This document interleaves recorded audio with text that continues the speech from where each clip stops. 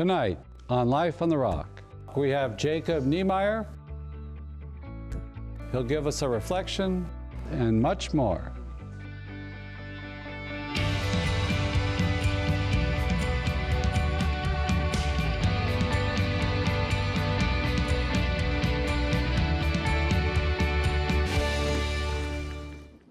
Welcome to Life on the Rock. Tonight our guest is Jacob Neimeier. He's part of Vera Aqua, Vera Vita, True Water, True Life, and he has a program. He's working largely in Peru right now to help people to obtain clean water and to educate them about how to maintain it and the importance of it. And we're now going to a reflection with Jacob Neimeier. Hello, so I'm humbled to have this opportunity to share a little reflection on charity and generosity, which are two of the topics that were talked about today. Obviously, we all know as Catholics, this call to generosity and this call to charity is part of what it means, part and parcel of what it means to be disciples of Christ. And one of the things we have to think about when we think of generosity and charity is this innate desire that's within each of us to be our brother's keeper, to serve and to be in service to others. That is the call of the gospel, to love our neighbor as ourselves. We talk about Matthew 25, serving the poorest of the poor, we serve Christ. Giving them drink, we serve Christ. Giving them food, we serve Christ. And it's at the same time that we're also encountering in our own way the living water of Jesus Christ. I'm really inspired by the Gospel of John 4:10, where Jesus says to the woman at the well, if you knew the gift that God has given to you, you would have asked me and I would have given you living water. Right? So this living water that the Lord wants us to encounter is really gonna be experienced most fully oftentimes in that corporal and spiritual work of mercy of serving our less fortunate brothers and sisters. And so I'm inspired here with an opportunity to share a call to action for the organization of which I'm the founder and executive director, Vera Aqua, Vera Vita. As we work to give access to clean water to communities in need, I would invite each of you all to consider how the Lord might be calling you to give of yourself generously and in charity to those that are most in need. Visit givetruewater.org to learn more about how we are doing this and how you can be a part of that with your time, your talent, your treasure, and your prayers. God bless.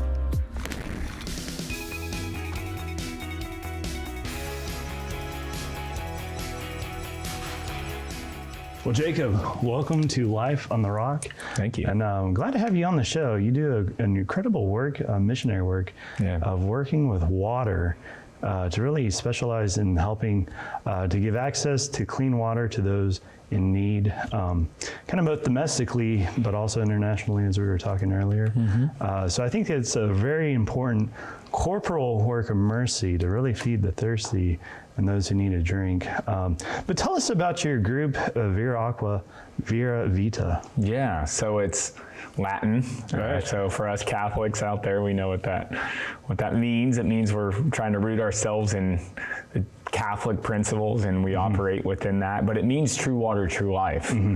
And kind of at our core, our mission statement is to tap into the physical and spiritual nature of water to empower people and communities in need in developing countries to generate clean water and sanitation solutions that bring true water, true life. Yeah. And it's a great need. It's one of those, water is a basic necessity that we need. And right, I think, to life, really, in a lot of ways. And I think in the United States, it's something we can take for granted very easily. It's just something we have access to. Usually it's clean, it's in abundance, but in many places in the world, that's not the case. It's a very, it's very life-threatening in many ways of just maybe the scarcity or of just the pollution of what's going on into water. But I wanted to talk to you really at the beginning of how you got involved. What inspired you to go into this direction? Yeah, so, I would actually, just thinking about this the other day, believe it or not, and my love for water in general, I think is what played into what allowed it to be fertile ground, if you will, for the Lord to plant in my heart to eventually be doing what I'm doing today. And I was thinking back to when I was a kid, actually. And my wife and I were talking about this just a few days ago, believe it or not. And we were on a a camping trip with my family in southern Indiana. I grew up in Indiana, and my family has a big farm in southern Indiana, and we're down there over a weekend in the spring, and it was a rainy weekend. And my cousin and I were probably no more than 12 or 13. We were middle school age. And there's this ditch kind of at the low point of the drive that goes into my family's property where we like to go camping. And it had rained a bunch, and we're just playing around in the water in the ditch, and there's a little culvert underneath the road, and we just dammed it up, and just to watch what the water did and like to back up. I don't know, it was just, I was enthralled by it, right? And that's kind of my earliest memory of like thinking water is really cool, you know, like this water is really neat. Yeah. And just like paying more and more attention to like how it was integrated into our faith, right? And just here, like my favorite Mass of the year is the Easter Vigil. Oh, okay. And if you really listen to the Easter Vigil closely in the readings and you know what's going on with the sacraments for those that are newly initiated, it's like there's so much water being talked about, like baptism, like you know the creation story, and the Spirit of God hovered over the water in Genesis 1:1, like the literal first verse of the Bible, like it mentions water, right? And just like the integral nature of it. And that kind of just was in me, right? And so I kind of felt a call to eventually do work with water and water engineering specifically. Through an experience I had when I was in college at Purdue, kind of had a little bit of an identity crisis of like, what am I going to study? Like I thought I was going to go chemical engineering. My father's a chemical engineer. I knew engineering was going to be a part of what I wanted to do with my life, just because I've always had a desire for designing and developing things and using math and science in a way that like creates the world around us, right? And so I thought chemical engineering because of my father, but then I get into college and go through the first year engineering program at Purdue University, my alma mater, and just kind of like, hold on, like, I don't think I like chemistry all that much. I don't know if I could do chemical engineering after all. And I kind of had a crisis, like, what am I gonna do? And through some searching and some help from my mom, I found this program at Purdue called the Ag and Bioengineering program and got into that, and found they had specifically in that, and what really drew me into that was they had a specific program, environmental and natural resources engineering, with an emphasis on water. And it was just like the perfect like fit. Like it just like kind of aligned with like, okay, I can do engineering and I can bring my love for my interest in water together, and I can use those, right? And that eventually led to me like kind of learning within my department. Was really cool. A very small department at Purdue that was teaching us and exposing us in the students in those classes to some of the world's biggest problems in developing countries, poverty and food crises and the water crisis. And how do we engineer solutions to some of those things? So I was kind of getting an objective like exposure to that. The reality of it all. And then I went on a mission trip. When I was a Catholic student at Purdue with the Catholic Student Center, and we went to Haiti. And I'll tell you more about that if you would like, but that was the game changer for me. That kind of brought everything like the Lord had been working in my life up to that point together and kind of really set me on a mission. You had gone to Haiti right after the earthquake. And so you probably saw a lot of just the devastation there, but what was that, just maybe the shock or reality of really encountering just seeing the water problems, because there's many, and we often don't hear actually about that too much. But how did that really just impact you? Well, I'll tell you a story, and this is what I tell a lot of people about really what was the inspirational moment for me. So we're driving. I'm going to paint a picture for you because it will really resonate deeper when you can kind of see and visualize the need that we were experiencing there and encountering there, and that my eyes were being opened to for the first time. So keep in mind, this was in 2011. This was a year after the earthquake that had devastated Haiti, and the capital of Port-au-Prince was mostly still in ruins. So almost no redevelopment had occurred. And we're driving through the city. We got a missionary team of about 20 students and some Catholic priests from the Catholic Center at Purdue. We had Dominicans. They're awesome priests leading our mission down there. And we're driving through the city, and it's just like all of us on this mission team were just in shock. Yeah. And keep in mind, a number of those folks that had been on mission had been there before. Yeah. But it was before the earthquake, and they'd never seen this level of devastation. This was my first time, period. So I'm shocked. On top of that, I'm also shocked because as we're driving through the outskirts of the city to drive up into the mountains to visit a community called Bodan, where we had there's a sister parish of the Catholic Center at Purdue. We're on the outskirts of the city, and there's this canal flowing through the city, the outskirts rather. And there's on the other side of this canal, between like the main city and the other side, there's a blue UN tent farm. So, I mean, painting a picture here, there's people in emergency situations still a year later, they have no home, they're living in a UN tent that the UN had brought in, right? Most of the city was living like this. And I vividly remember this woman carrying a 5-gallon bucket, something that you would use to do yard work, for instance, right? Walk out of her tent, walk down to the canal that's flowing through the outskirts there, and fill that bucket up with water and walk back to her tent. And I'm not joking when I say that this water looked like chocolate milk, smelled like raw sewage, had trash floating in it, animals defecating in it. Upstream, you could see people washing their clothes and their dishes in it. Kids are playing in it. You gotta think that people are probably going to the bathroom in it, if not near it. Yeah. And actually right next to it was a big trash heap, a big landfill. Yeah. And I was just shocked at what I saw. We got to go to a break, but whenever we come back, we want to hear more of the solutions. Yeah.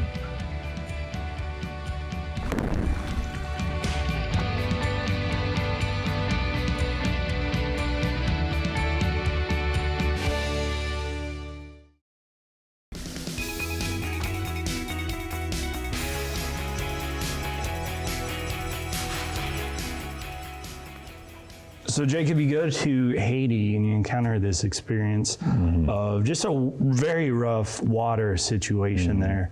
And I think some of the interesting things I learned just from just kind of looking at the website, it's like 1 out of 10 people actually worldwide don't have access to water. And just how it also cripples a lot of like a woman's maybe opportunity to just have an education, because they spend all their day just traveling or having to manually move water from point A to point B throughout the day. But one of the things, a solution I've kind of come across is something called WASH. What is that? Yeah, so it's a term, acronym specifically used and operated within our sphere of work. It stands for Water and Sanitation Hygiene. Okay. So it's addressing kind of the full spectrum of the need, which is water, so access, so supply and quality. That's the water component. And then you got sanitation. So you mentioned a statistic about 1 in 10 don't have water. 1 in 4 don't have proper sanitation. That means they don't have a toilet. That means they're going to the bathroom on the ground most of the time. So that's sanitation, that's meeting that need, right? And then hygiene is kind of the nail in the coffin that kind of really drives it all home. So that's on the home front, that's best practices that we kind of do just naturally. Oftentimes in the Western world, in the U.S., we're raised to like wash our hands, to make sure we're washing our hands before we eat, after we touch something dirty, blah blah blah blah, right? Or use hand sanitizer, or just keeping our environment and our space clean. The reality is, unfortunately, and this is at no fault to these people, they're just not raised in the same way. And so that's that hygiene component, that's kind of the final piece to really begin to hopefully get them on a trajectory where their quality of life and their health improves, if all 3 of those kind of components are met and addressed. And you think about just water, I mean, we think about it in terms of drinking, but often, it's used for cooking. 100%. Just washing vegetables or something. But just having clean water, that's so important. But right now your group primarily works out of Peru. Yeah. And I think there's a lot of probably water situations there just to encounter a lot of remote places, I imagine, of how to just kind of, really there's a big education aspect to this. Can you talk about the education aspect to just water? Oh, 100%. Yeah. So, I mean, in our mission statement, which I mentioned at the very beginning of the episode, empower really is one thing that we really emphasize. And how do we empower people? How do we empower change? And let's go to the Catholic perspective here. Right? Why do we empower to begin with? Because each person has innate dignity. And that means with their innate dignity, they have innate potential. Right? And I think what's happened, unfortunately, within efforts within global water crisis, and I think all well-intentioned efforts, for the most part, to bring water to people has been a lot of handout systems, unfortunately. Systems that, where, hey, we see you have a need. We know that you have groundwater available here. Let's come and dig you a well, give you a hand pump, and, say, see you later, right? And that's been all too common. So how do we kind of address that? And more specifically, there's a statistic that really drives home this need and why education is so important for the empowerment of these people, and not just general education, but specific solution education and training, which I can address in a moment. But really what I would say is there's a statistic in 2004 where the Rural Water Supply Network assessed thousands of communities across sub-Saharan Africa, Southeast Asia, and South America that have had foreign aid organizations and secular and even religious, a lot of times, come in and implement clean water solutions in their communities, developing countries. And of these systems, 40% were no longer functioning. All right, so we're talking about billions of dollars of time, or billions of dollars in time wasted. And so how do we begin to set the trajectory of change for these people? It kind of goes back to that, right? Empower, recognizing the dignity of them, seeing the dignity in that person and saying, hey, you have innate potential, let's tap into that.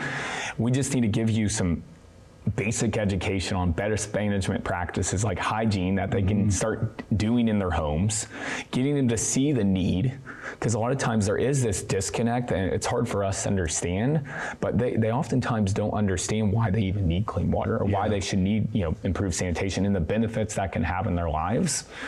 And so we bring that education to bear to these people, like we give them general water, sanitation, and hygiene education. But we don't just stop there, because that's one component. We got to meet not just the physical need, but also the spiritual need of these people. Really inspired by Pope St. John Paul II, who's quoted purportedly as saying that if we're bringing and doing mission work and we're not bringing the good news of the gospel, then we're wasting our time.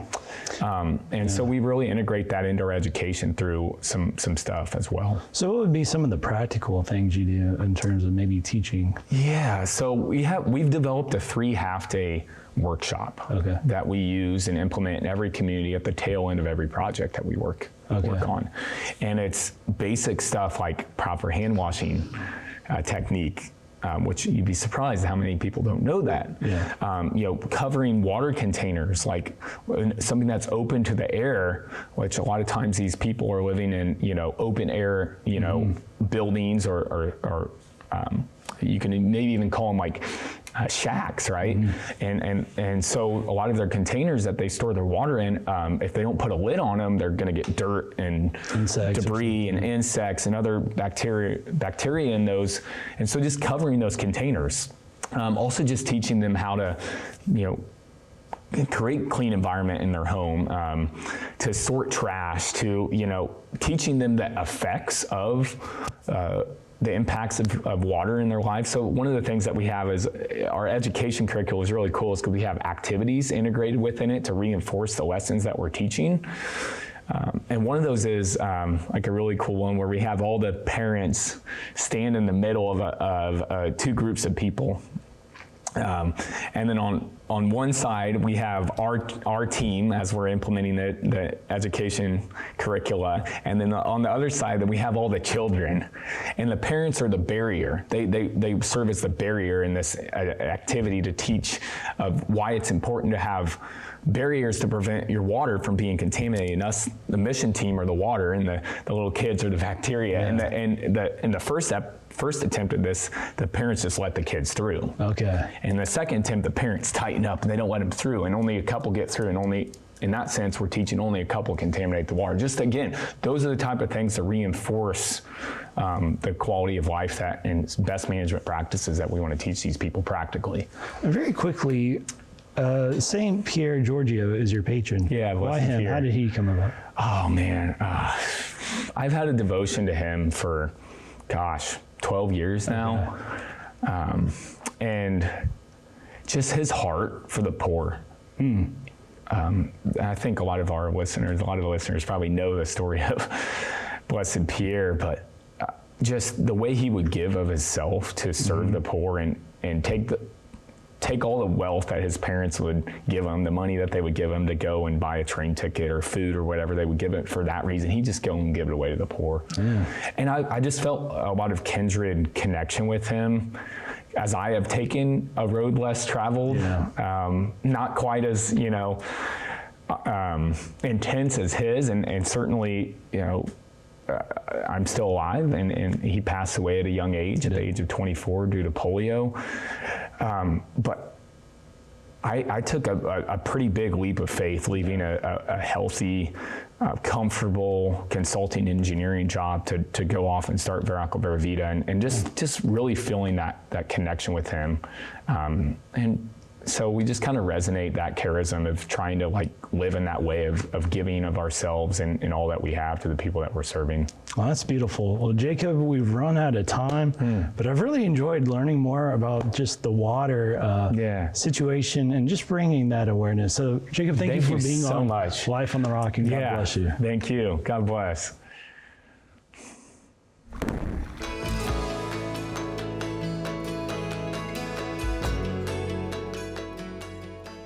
Well, Brother John, you had a good conversation with Jacob. Tell us about the severity of the crisis. Yeah, there's a lot. Actually, if you go to their website, they give you a lot of information, a lot of statistics. We didn't talk about it on the show, but one that really caught my attention is that one child under the age of 5 will die from a water-related problem in developing countries every 2 minutes. They will die every 2 minutes. Every 2 minutes, a child under 5. And I think it just goes to show, just the importance of this work of really educating people, getting people access to water, how to sanitize, very practical. I think just things that we can take for granted, that things that were probably taught to us when we were small, by our parents or somebody. Right. But those are just basic life principles that we need. But really to just go out, to bring that water, that mission, it's a corporal work of mercy. To just really go out there and really lend a hand. And I think what I love about the mission is just that willingness, that self-sacrifice to go out into the mission field and really make a difference. Right. And yeah, such important work. So many people are affected by poor water, poor sanitation, in the billions, right? And like you said, we take it for granted. And he himself was sharing his own love of water too. He had scriptural references about how it's an image of the Holy Spirit and creation. The waters are emphasized and things like that. So, it is such a blessing. Take for granted. It's so powerful that Christians can be there to help out. To be of service. One of the things about the water problems is how it affects a lot of the women. Whose job is just to go walk 10, 12 miles just to bring buckets to, to support their life, their communities, their families. But that's all they do all day.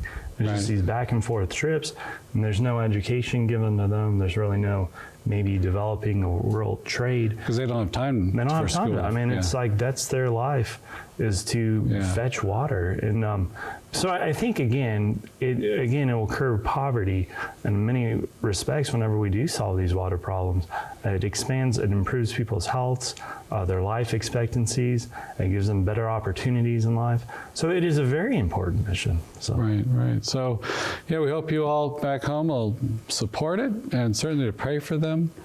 And we'll send you into that vineyard with a blessing. May our Heavenly Father shine His face upon you. May He give you His peace. And may He guide you in all your apostolic works. And may God bless you, the Father, and the Son, and the Holy Spirit. We'll see you next week on Life on the Rock. Wayfaring stranger, traveling through this world below. There's no sickness, no toil or danger in that bright land to which I go. I'm going there to see my Father and all my loved ones who've gone on. I'm just going over Jordan. I'm just going over home. I know dark clouds will gather round me. I know my way is hard and steep, but beauteous feet